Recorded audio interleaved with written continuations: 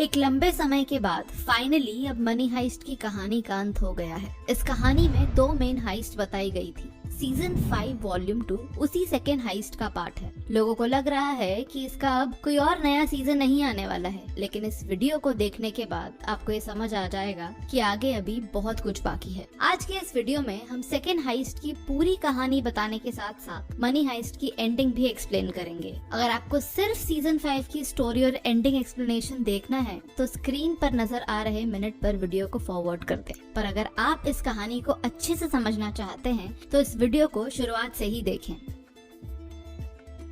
Royal mint की successful heist के बाद अब सभी की जिंदगी बदल चुकी है और थोरो लोगों को अपनी बहादुरी की झूठी कहानियां सुना कर मोटिवेशनल स्पीकर बन चुका है और प्रोफेसर और बाकी सभी लोग दुनिया के अलग अलग कोने में अपनी जिंदगी मजे से जी रहे होते हैं। टोक्यो और रियो एक आइलैंड पे 2 साल से साथ होते हैं, लेकिन अब टोक्यो अपनी जिंदगी में कुछ अलग चाहती है और एक आइलैंड पे कैद रहने की जगह वो बाहर दुनिया में लोगों के बीच मजे करने के लिए रियो को छोड़कर आइलैंड से चली जाती है। जाते टाइम रियो टोक्यो को एक सैटेलाइट रेडियो डिवाइस देता है ताकि कभी याद आने पर ये मुसीबत में वो कांटेक्ट कर सके। काफी समय बीत जाने के बाद रियो टोक्यो के बिना परेशान हो जाता है और वो टोक्यो को कॉल लगा देता है और इसी एक कॉल की वजह से पूरा रायता फैल जाता है, क्योंकि पुलिस उस कॉल के जरिए रियो की लोकेशन को ट्रेस कर लेती है और आइलैंड पे जाकर उसे पकड़ लेती है। टोक्यो इस सब के बारे में प्रोफेसर को बताती है और रियो को छुड़वाने के लिए मदद मांगती है। प्रोफेसर सारी बात सुनकर समझ जाते हैं कि रियो को पुलिस बंदी बनाकर बुरी तरह टॉर्चर कर रही होगी, इसीलिए वो रियो को बचाने के लिए पूरी टीम को दोबारा बुलाकर एक न्यू हाइस्ट का प्लान बनाते हैं। हाइस्ट के लिए वो बैंक ऑफ स्पेन को चुनते हैं, जिसके 48 मीटर नीचे सोने की ईंटों से भरी हुई एक तिजोरी और गवर्नमेंट के कुछ सबसे कीमती और खुफिया डॉक्यूमेंट्स रखे होते हैं। असल में ये प्लान प्रोफेसर के बड़े भाई बर्लिन ने बनाया होता है, जिसके बारे में वो उन्हें और अपने दोस्त मार्टिन को काफी समय से बताते आ रहे थे। बैंक में घुसने के लिए वो आसपास के इलाके में आसमान से 140 मिलियन यूरोस की बारिश करते हैं, जिसकी वजह से लोगों की भीड़ जमा हो जाती है। इसका फायदा उठाकर वो बैंक के दरवाजे पर ब्लास्ट करते हैं और सभी लोग स्पेन की ऑफिशियल आर्मी का भेष बदलकर बैंक के अंदर घुस जाते हैं और अंदर मौजूद आधे से ज्यादा लोगों को होस्टेज बना लेते हैं। रॉयल मिंट वाली पिछली हाइस्ट के बाद प्रोफेसर और उनकी टीम की काफी ज्यादा फैन फॉलोइंग बन जाती है। लोग अब कई बड़े छोटे आंदोलन में उन्हीं की तरह ड्रेसअप और मास्क पहनने लगे हैं। ये सब देखकर प्रोफेसर अपना चेहरा पूरी दुनिया के सामने रिवील कर देते हैं और सबको बताते हैं कि ये सिर्फ एक चोरी नहीं बल्कि गवर्नमेंट और उनके अत्याचार के खिलाफ एक जंग है। हम लड़ेंगे। अंदर घुसने के बाद सोने की तिजोरी का 14 टन का दरवाजा खोलना सबसे बड़ा टास्क होता है, जिसे छूते ही 7,500 लीटर पानी की बाढ़ आ जाती। इसलिए उस दरवाजे को खोलने या तोड़ने की जगह उसमें छेद करके 16 मिनट के अंदर एक बड़ा लोहे का ट्यूब वेल्ड कर दिया जाता है, जिसके जरिए तिजोरी में पानी भर जाने के बाद भी आसानी से जा सके। पुलिस परेशान होकर अंदर जाने की कोशिश करती है, लेकिन तभी आखिरी मोमेंट पर डेनवर सबके सामने तिजोरी से निकले गवर्नमेंट के खुफिया डॉक्यूमेंट का एक खाली डिब्बा फेंक देता है, जिसको देखकर पुलिस पीछे हट जाती है। बाद में 40 हॉस्टेजेस के बदले रियो को वापस करने की डिमांड की जाती है और पुलिस इससे राजी होकर रियो को लौटा देती है। हॉस्टेजेस को रिहा करने के लिए जब बैंक का मेन डोर ओपन होता है, उसी बीच ऑर्थोरो हीरो बनने के लिए तेजी से भागकर बैंक के अंदर घुस जाता है और अंदर जाकर वो दोबारा मोनिका को मैनिपुलेट करने की कोशिश करता है। लंबे टॉर्चर से वापस लौटने के बाद रियो को रियलाइज होता है कि वो अब टोक्यो के पीछे और भागना नहीं चाहता और वो टोक्यो से ब्रेकअप कर लेता है। ये सब जानकर टोक्यो पूरी तरह टूट जाती है। थोड़ी देर बाद इंस्पेक्टर अलीसिया नैरोबी के बेटे को लेकर आ जाती है, जिसे देखने के लिए नैरोबी खिड़की पर बिना बुलेट प्रूफ वेस्ट पहने आ जाती है और तभी एक स्नाइपर नैरोबी को शूट कर देता है।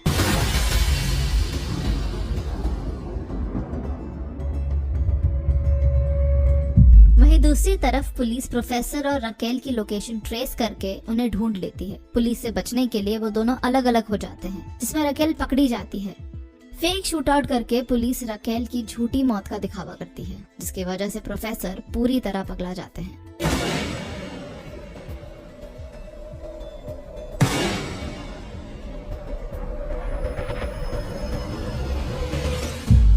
नैरोबी को गोली लगने और रकेल की मौत की खबर मिलने के बाद प्रोफेसर के लिए अब कोई भी चीज सही और गलत के ऊपर हो चुकी थी। वो पलेर्मो से कहते हैं, it's a war against the government, मुंह तोड़ जवाब दो। पुलिस अपनी पूरी फोर्स के साथ अंदर जाने के लिए आगे बढ़ ही रही होती है और पलेर्मो अंदर से ओपन फायर का ऑर्डर देता है। ये पहली बार था जब प्रोफेसर ने पुलिस को उन्हीं की भाषा में जवाब दिया। पुलिस को इस बात का बिल्कुल भी अंदेशा नहीं होता है कि प्रोफेसर ऐसा कर सकते हैं। वो मिशन अबॉर्ट करके टीम को वापस बुला लेते हैं। वहीं दूसरी तरफ एंजल रकेल को अनऑफिशियली पुलिस टेंट में ले जाता है और वहाँ अलीसिया उसकी माँ और बेटी की मौत की धमकी देकर उसे तोड़ने की पूरी कोशिश करती है। अंदर मिंट में टोक्यो किसी तरह नैरोबी की सर्जरी करके बुलेट निकाल लेती है। पेलेर्मो की जगह अब टोक्यो टीम को लीड करती है। पेलेर्मो ये बर्दाश्त नहीं कर पाता और टीम को छोड़कर सरेंडर करने के लिए चला जाता है, पर हेलसिंकी किसी तरह उसे रोकने में कामयाब हो जाता है। पेलेर्मो को अब हॉस्टेजेस के साथ बांध दिया जाता है। टोक्यो प्रोफेसर को ये बात बताती है और प्रोफेसर उसे बात करते समय पहली बार टूट जाते हैं। वो बताते हैं कि सिर्फ उन्हें बचाने के लिए रकेल ने अपनी जान दे दी। रकेल को पुलिस ने मार दिया है, ये बात अब तक मीडिया में नहीं आई थी। टोक्यो प्रोफेसर से कहती है कि रकेल जिंदा है और हो ना हो ये पुलिस की ही एक चाल है। प्रोफेसर इस बात का पता लगाने के लिए मिंट के बाहर जाते हैं और वहाँ उन्हें यकीन हो जाता है कि रकेल अभी भी जिंदा है। वो एक पुलिस ऑफिसर को पैसों का लालच देकर अपना खबरी बना लेते हैं। प्रोफेसर उसके थ्रू रकेल तक ये मैसेज पहुंचाते हैं कि वो उसके साथ है और वो उसे वहाँ से छुड़ा कर ले जाएंगे। पलेर्मो टीम से बदला लेने के लिए और वापस लीडर बनने के लिए गवर्नर के मेन सिक्योरिटी इंचार्ज कंदिया को अपनी बोन डिसलोकेट करने को कहता है ताकि वो हथकड़ी खोलकर भाग सके। कंदिया वहाँ से भागने में कामयाब हो जाता है और एक सीक्रेट जगह पैनिक रूम में चले जाता है जिसका किसी को भी पता नहीं होता। वो एक एक कर पूरी टीम पर हमला करता है। पहले वो नैरोबी पर अटैक करता है, फिर हेलसिंकी पर। दोनों जैसे तैसे बच जाते हैं। नैरोबी को होश आ जाता है और बोगोटा तभी उसे प्रपोज करता है। नैरोबी कहती है कि बाहर जाने के बाद वो दोनों शादी कर लेंगे।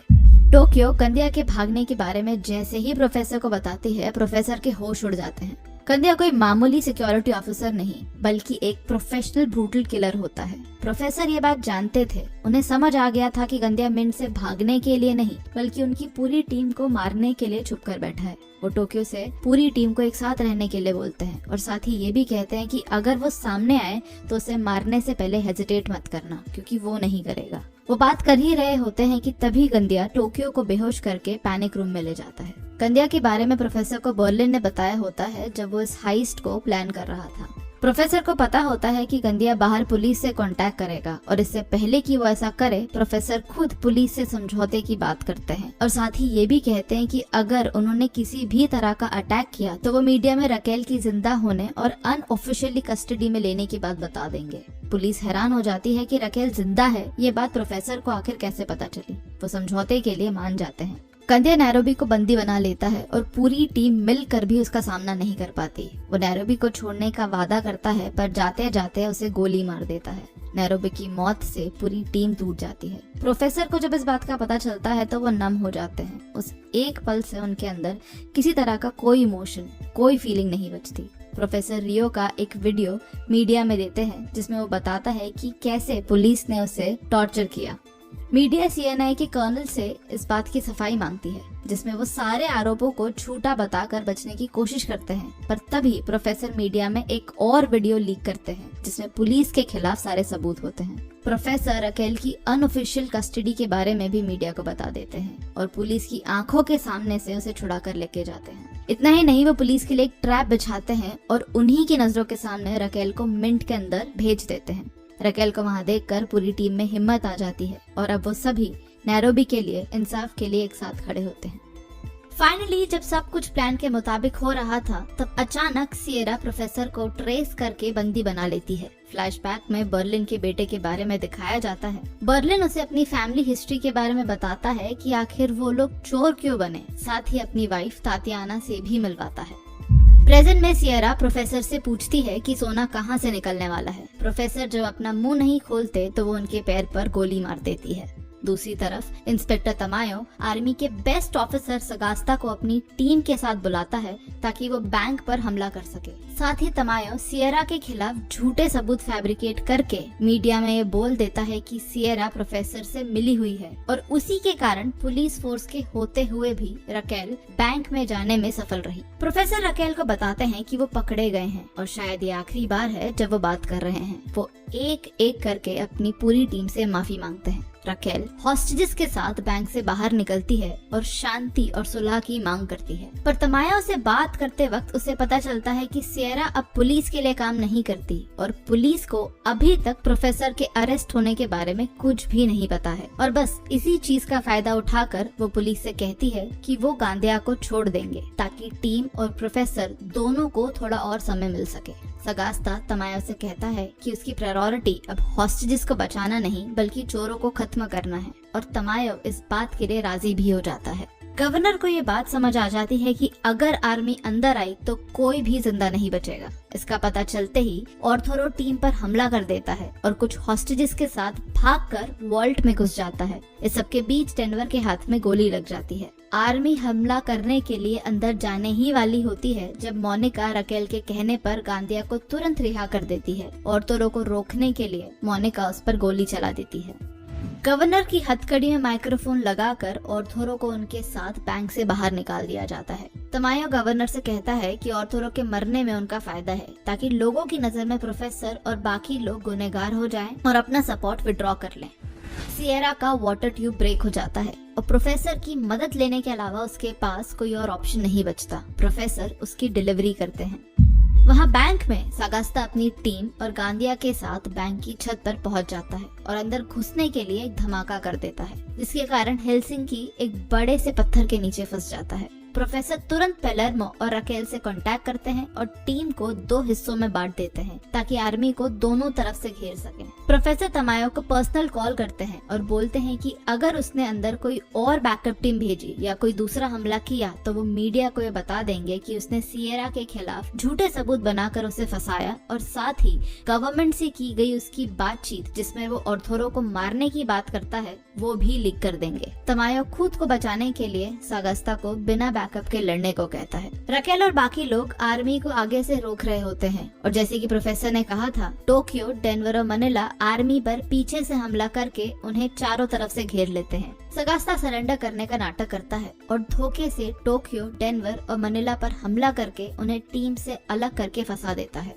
गांदिया गेट बंद कर देता है जिससे बाकी सभी लोग बाहर हो जाएं और उनकी मदद नहीं कर पाए। प्रोफेसर टोक्यो से कहते हैं कि गांदिया उनकी सबसे कमजोर कड़ी है और उसके दिमाग पर हमला करो। टोक्यो ठीक वैसा ही करती है और गांदिया के कारण उनकी टीम के 2 लोग घायल हो जाते हैं और एक की मौत हो जाती है। धमाके की आवाज सुनकर रकेल बोगोता को गेट तोड़ने के लिए तुरंत ऊपर आने को कहती है। आर्मी के कुछ लोग छुपकर पीछे से हमला करते हैं जिसके कारण टोक्यो को 5 गोलियां लग जाती है। रियो टोक्यो को बचाने के लिए नीचे जाकर अकेले ड्रिल करने लगता है। डेनवर उसे उठाकर लाता है पर टोक्यो उसे और मनीला को वहाँ से जाने को बोलती है, पर डेनवर मना कर देता है। बचने का जब कोई और रास्ता नहीं दिखता तो टोक्यो को समझ आ जाता है कि अब वो नहीं बच पाएगी, इसलिए वो डेनवर और मनीला को बचाने के लिए उन्हें बोलती है कि लिफ्ट के थ्रू नीचे जाकर गद्दे लगाओ, मैं कूद जाऊंगी। डेनवर और मनीला वहाँ से निकल जाते हैं। रियो ड्रिल करके टोक्यो तक पहुँच ही जाता है पर टोक्यो उसे कहती है कि अब बहुत देर हो चुकी है, वो अब नहीं बच पाएगी। वो कहती है कि वो बहुत खुश है क्योंकि रियो उसके सामने है। प्रोफेसर भी उसे कूदने के लिए कहते हैं पर वो अकेली आर्मी का सामना करती है और गांदिया के सामने आते ही वो 4 ग्रेनेड्स के साथ खुद को खत्म कर लेती है। टोक्यो मर जाती है पर अपने साथ गांदिया और पूरी आर्मी को ऑलमोस्ट खत्म कर देती है। प्रोफेसर, रियो और पूरी टीम उसकी मौत से टूट जाती है। सागास्ता और उसकी टीम के अब सिर्फ 2 मेंबर्स बचते हैं जिनमें से एक को वो छुप कर रहने को कहता है। पलेर्मो गेट खोलकर अंदर आ जाता है और सागास्ता अपने एक मेंबर के साथ खुद को सरेंडर करवा देता है।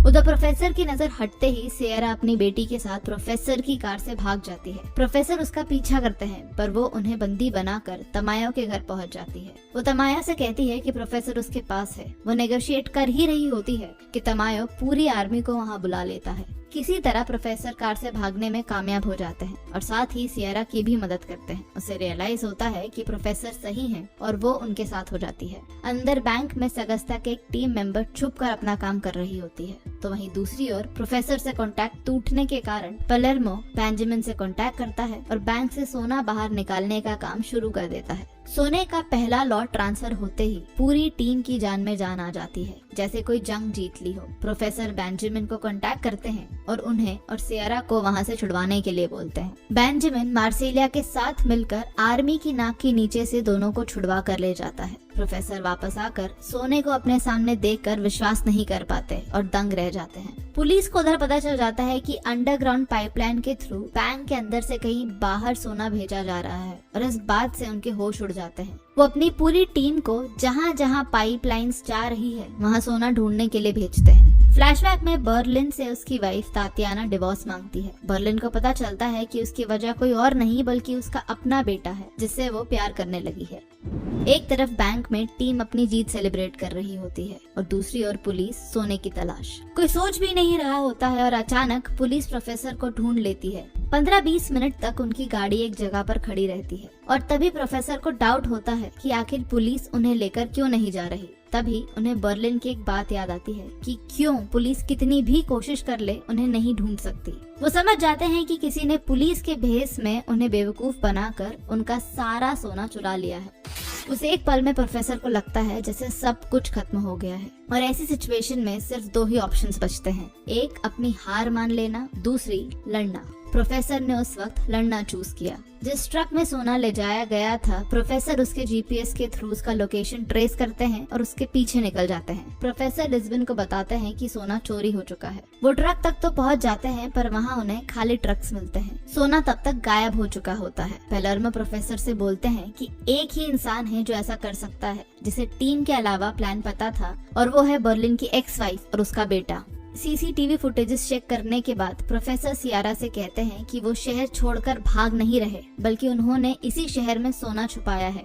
बैंक में सागास्ता की टीम की छुपी हुई मेंबर फाइनली अपना मिशन पूरा कर चुकी होती है। दरअसल वो वेंटिलेशन ट्यूब्स के जरिए बैंक के अंदर आने वाले 3 मेन रास्ते, मेन एंट्रेंस, लोडिंग डॉक्स और लार्ज विंडोज पर लगे सभी बॉम्ब्स को डिफ्यूज कर देती है। इतना ही नहीं, वो सागास्ता को भी छुड़ा लेती है। आर्मी तुरंत बैंक के अंदर आ जाती है, एक एक करके सभी को पकड़ लेती है। तमायो बैंक के अंदर जाकर प्रोफेसर को बताता है कि अब उसका खेल खत्म हो चुका है। वो प्रोफेसर से कहता है कि जहां मुमकिन हो सके छुप जाए, क्योंकि अब वो उसे कहीं से भी ढूंढ निकाल लेगा। प्रोफेसर उसे बोलते हैं कि उसकी जरूरत नहीं पड़ेगी, वो खुद बैंक के अंदर अपनी टीम के पास आ रहे हैं। प्रोफेसर सियारा से उनकी जगह सोना ढूंढने को कहते हैं। सियारा को ये काम नामुमकिन सा लगता है। प्रोफेसर उसे याद दिलाते हैं कि अगर कोई है जो ऐसा कर सकता है तो वो सिर्फ सियारा ही है, क्योंकि एक वो ही थी जिसने professor most wanted man of Spain को ढूंढ निकाला था। सियारा को एक चिट्ठी देते हैं और वक्त आने पर उसे इस्तेमाल करने को कहते हैं और सीधा बैंक के अंदर चले जाते हैं। और अंदर जाने से पहले वो शकीर को एक आखिरी काम करने को कहते हैं, सबके सामने सच लेकर आने को। तुरंत मीडिया पर बैंक के अंदर का पहला वीडियो वायरल होने लगता है, जिसमें बताया जाता है कि आखिर बैंक में सोना चुराया कैसे गया। ये देखकर तमाया समझ जाता है कि प्रोफेसर ने इस एक खबर से स्पेन में फाइनेंशियल क्राइसिस पैदा कर दी है। तमाया तब भी प्रोफेसर को बोलता है कि उसे इस बात से कोई फर्क नहीं पड़ता। ये देखकर कि सरकार को इस बात से फर्क नहीं पड़ रहा, डेनवर अपना आपा खो देता है। रकेल उससे कहती है कि वो अपना मुंह नहीं खोले। पुलिस डेनवर को सोने की जानकारी के बदले उसकी और मोनिका की रिहाई का वादा करती है, पर डेनवर सिर्फ उनका वक्त खराब करता है और उन्हें कुछ भी नहीं बताता। फ्लैशबैक में प्रोफेसर और बर्लिन के बेटे को बताते हैं कि कैसे उनके पिता को पुलिस ने बैंक ऑफ स्पेन के सामने मार दिया था और लाइफ में चाहे जो भी हो वो सब एक फैमिली है। प्रेजेंट में सियरा सोना ढूंढ निकालती है और बर्लिन के बेटे को प्रोफेसर की चिट्ठी दे देती है। गवर्नर तमाया से कहते हैं कि वीडियो वायरल होने के कारण 3 घंटों के अंदर स्टॉक मार्केट में 14% की गिरावट आ चुकी है, पर ये क्राइसिस कल सुबह जो होने वाला है उसके सामने कुछ भी नहीं है। तमाया को अपनी हार सामने नजर आती है और वो ये सहन नहीं कर पाता। वो प्रोफेसर को तोड़ने की कोशिश करता है ताकि वो सोने का पता बता दे, पर प्रोफेसर उसे कहते हैं कि इस खेल में या तो वो दोनों जीतेंगे या दोनों हारेंगे। वो उसे कहते हैं कि अगर उसने उन्हें मार भी दिया तो सोना उसे कभी नहीं मिलेगा और ऐसे में देश बर्बाद हो जाएगा। चारों तरफ बेरोजगारी हो जाएगी और देश का पूरी तरह दिवालिया निकल जाएगा। वो उसे कहते हैं कि उसके पास आज एक मौका है हीरो बनने का, सोना वापस देश में लाने का, प्रोफेसर और उनकी टीम की रिहाई, जिसके बदले वो देश का सारा सोना वापस कर देंगे।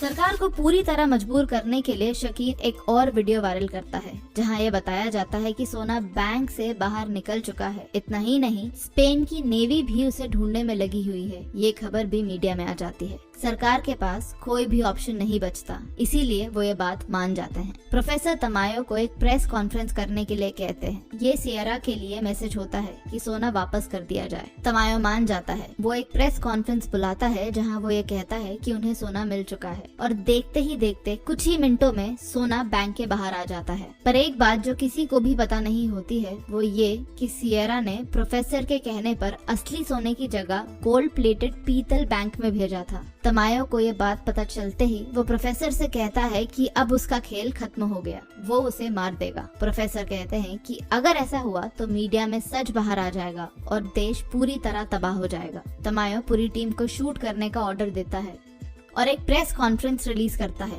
जहां वो ये बताता है कि सोना बैंक तक वापस लाने के प्रोसेस में सभी चोरों की मौत हो चुकी है, सिर्फ डेनवर जिंदा बचा है जो कि अभी पुलिस कस्टडी में है। एक एक करके सभी की बॉडीज को बैंक से बाहर निकाला जाता है। प्रोफेसर की मरने की खबर से वहाँ मौजूद हजारों लोग टूट जाते हैं, पर सच कुछ और ही होता है। ये सिर्फ दुनिया को दिखाने के लिए किया जाता है, असल में वो सब जिंदा होते हैं। प्रोफेसर के प्लान के मुताबिक उनका मरना दुनिया के सामने जरूरी था ताकि आने वाली जिंदगी वो आजादी से जी सकें। स्पेन की गवर्नमेंट उनके नए डॉक्यूमेंट्स के साथ उन्हें सबकी नजरों से छुपाकर फाइनली रिहा कर देती है। सियरा असली सोना प्रोफेसर तक पहुंचा देती है और इस तरह इस हाइस्ट का अंत हो जाता है सभी की आजादी के साथ।